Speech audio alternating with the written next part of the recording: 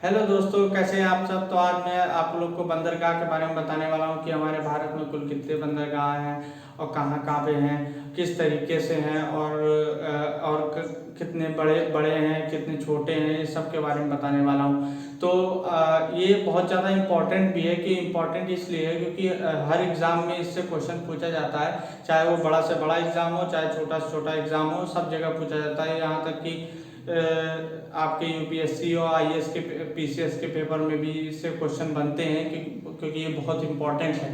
तो आइए शुरू करते हैं। तो हमारे भारत में कुल 200 बंदरगाह हैं जो कि छोटे छोटे हैं। बाकी 13 जो बंदरगाह हैं वो क्या है, वो बड़े हैं। नेशनल इंटरनेशनल लेवल पे वहाँ से ट्रेड होता है। जैसे बाहर से जो कोई भी सामान मंगाना हो तो हमारे जो 13 बंदरगाह हैं इन्हीं में से किसी एक में जो है वो उतारा जाएगा या फिर वो इंपोर्ट किया जाएगा। तो बाकी और किसी बंदरगाह में उनको नहीं किया जाता है। तो जो इंटरनेशनल लेवल में जिससे इंपोर्ट होता है या फिर एक्सपोर्ट होता है तो उसी के बारे में मैं चर्चा करने आज मैं आया हूँ। तो क्योंकि वही इम्पोर्टेंट है, उसी से आपके एग्जाम में क्वेश्चन आने वाला है। तो आइए जानते हैं कि हमारे भारत में कुल कितने जो इम्पोर्टेंट बंदरगाह हैं उनके बारे में जानते हैं। सबसे पहले तो हमारे भारत में कुल जो गुजरात से लेकर वेस्ट बंगाल तक ये पूरा साउथ साइड में ही हमारे जितने भी बंदरगाह हैं वो बने हुए हैं। तो हम इन्हीं के बारे में बात करेंगे। मैंने यहाँ पे बना भी रखा है, तो इसके बारे में हम बात करेंगे। तो आइए शुरू करते हैं। सबसे पहले बात करता हूँ गुजरात की। तो गुजरात में जो बंदरगाह है वो है कंडला बंदरगाह।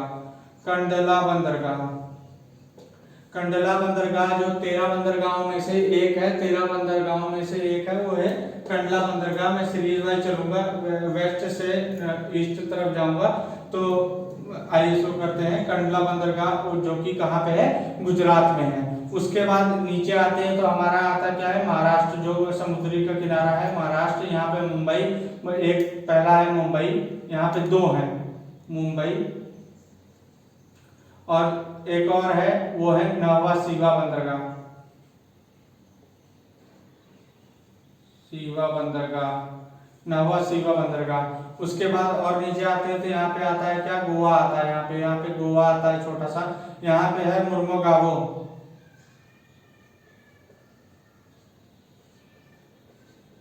मुर्मुगावो, मुर्मुगावो जो है कहाँ पे है, गोवा में है। यहाँ पे गोवा छोटा सा आता है, छोटा सा। तो वहाँ पे एक ही बंदरगाह है मुर्मुगावो। और गुजरात जो है, गुजरात में एक बंदरगाह है। कौन सा है, वो है कंडला बंदरगाह। उसके बाद महाराष्ट्र आता है। महाराष्ट्र में दो बंदरगाह हैं, एक मुंबई में है, दूसरा कौन सा है, नवा सीवा है।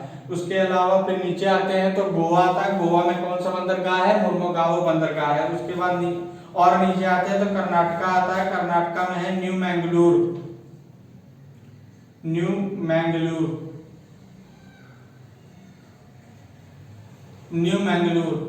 तो ये जो बंदरगाह है जो है कर्नाटका में आता है। मतलब बेंगलोर जो है तो वहाँ की राजधानी, तो वहीं पर उसी के नाम पे जो है न्यू मैंगलोर जो है वहाँ पे बंदरगाह का नाम दिया गया है। उसके बाद और नीचे आते हैं तो हमारा केरल आता है। केरल राज्य, केरल राज्य सबसे तटवर्ती राज्य है। तो यहाँ पर जो है जो बंदरगाह आता है वो है कोचीन, कोचीन बंदरगाह। तो जो वेस्ट साइड में जो बंदरगाह आते हैं वो ये छह बंदरगाह हैं। ये पहला कौन सा है, कंडला बंदरगाह, जो कि कहाँ पर है, गुजरात में है। और दूसरा कौन सा, दूसरे नीचे आते हैं तो महाराष्ट्र में है, दो ठो, वो है मुंबई एक है नवा सीवा है। और उसके बाद और नीचे आते हैं तो गोवा आता है। गोवा में कौन सा है, मुर्मुगावो। मुर्मुगावो जो बंदरगाह है वो गोवा में आता है। उसके बाद आप और नीचे आइए तो कर्नाटका आता है। तो कर्नाटका में कौन सा है, न्यू मैंगलोर बंदरगाह है। उसके बाद आप आते हैं यहाँ पे केरल साइड में। तो केरल में कौन सा बंदरगाह है, कोचीन बंदरगाह है। उसके बाद अब ये तो हमने बात कर लिया वेस्टर्न साइड की पूरा, जो कि वेस्टर्न घाट साइड में जो बंदरगाह बने हैं उसके बारे में बात कर लिए। अब आते हैं हम आइए ईस्टर्न साइड में थोड़ा बात कर लिया जाए। तो हमारा तमिलनाडु आता है सबसे पहले, नीचे से तमिलनाडु आता है। तो तमिलनाडु में हमारे तीन बंदरगाह हैं। एक है चेन्नई, और दूसरा कौन सा है, दूसरा है एमूर, और दूसरा और एक और है तूतीकोरिन। तो ये 3 बंदरगाह जो है, ये 3 बंदरगाह जो है तमिलनाडु में है। 3 बंदरगाह ये हमारे ईस्टर्न साइड में जो तमिलनाडु राज्य है इसमें जो है 3 बंदरगाह आते हैं, चेन्नई, एमूर और तूतीकोरिन। तूतीकोरिन ये 3 बंदरगाह ये बहुत ज्यादा इंपॉर्टेंट है, अक्सर इसी से क्वेश्चन पूछा जाता है। एक ये जो तमिलनाडु में जो बंदरगाह है इसी से ही ज्यादा क्वेश्चन पूछा जाता है, तो इसको ज्यादा ध्यान से आप याद रखिएगा, तो ये बहुत ज्यादा इंपॉर्टेंट है। इसके बाद और ऊपर चलते हैं तो हमारा आता है आंध्र प्रदेश। आंध्र प्रदेश में हमारा एक बंदरगाह है विशाखापट्टनम,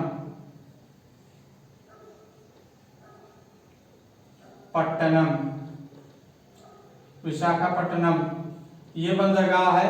ये भी बंदरगाह ये सबसे गहरा बंदरगाह है जो आंध्र प्रदेश में जो विशाखापट्टनम बंदरगाह है, ये पूरे भारत में जितने बंदरगाह हैं सबसे गहरा माना जाता है, सबसे गहरा बंदरगाह है ये विशाखापट्टनम। उसके अलावा हमारा सबसे पुराना बंदरगाह है कौन सा है, ये चेन्नई बंदरगाह। चेन्नई बंदरगाह हमारा सबसे पुराना बंदरगाह है। सब पूरे भारत में सबसे पहले जो बंदरगाह बना था वो कौन सा बना था, चेन्नई बंदरगाह। और जो हम अपना सी लेवल नापते हैं, मतलब अपना हमारा वाटर लेवल नापते हैं, तो वो कहाँ से नापते हैं, वो चेन्नई बंदरगाह से ही नापा जाता है, क्योंकि वो सबसे नीचे है तो वहीं से नापा जाता है। इसलिए चेन्नई जो बंदरगाह है बहुत ज्यादा इंपॉर्टेंट है। उसके अलावा विशाखापट्टनम की बात कर ही दिया। उसके बाद यहाँ पे उड़ीसा आता है, उड़ीसा में भी है, पुरी है। उसके बाद आता है अपना वेस्ट बंगाल। जो ईस्ट साइड में जो बंदरगाह है वो ज्यादा इंपॉर्टेंट है, क्योंकि यहाँ पे जो चेन्नई है, विशाखापट्टनम है, उसके बाद वेस्ट बंगाल है जो बे ऑफ बंगाल के में आता है, जो कि पूरा ईस्ट साइड से जो भी सामान आता है वो वेस्ट बंगाल में ही लैंड करता है ज्यादा से ज्यादा, क्योंकि वहीं पर सबसे बड़ा बंदरगाह जो कि हल्दिया बंदरगाह। हल्दिया वेस्ट बंगाल में कौन सा बंदरगाह है, हल्दिया बंदरगाह है। तो ये ईस्ट साइड में बंदरगाह हो गए, ये वेस्ट साइड में बंदरगाह हो गए। तो इधर 6 कुल कितने हो गए, 12 बंदरगाह जो है इधर पूरे साउथ साइड, साउथ इंडिया में पूरे फैले हुए हैं। उसके अलावा एक बंदरगाह जो है वो हमारा कहाँ पे है, अंडमान निकोबार में, जो कि पोर्ट ब्लेयर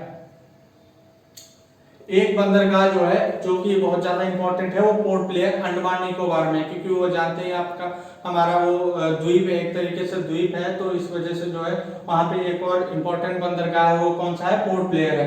तो ये इस तरीके से 13 बंदरगाह है जो कि पूरे भारत में फैले हुए हैं, जो कि इंपॉर्टेंट है। यहाँ से इंटरनेशनल लेवल में पूरा ट्रेड होता है, बाहर से कोई भी सामान आता है तो वो इन 13 में से किसी एक में ही उतरेगा और किसी में नहीं उतर सकता, क्योंकि जो बाहर से सामान आते हैं वो जनरली बहुत बड़े शिप आते हैं वहां से, तो जो कि छोटे बंदरगाहों में रुक नहीं सकते। इस वजह से बड़े बंदरगाह बनाए गए हैं, जो कि बहुत इंपॉर्टेंट है।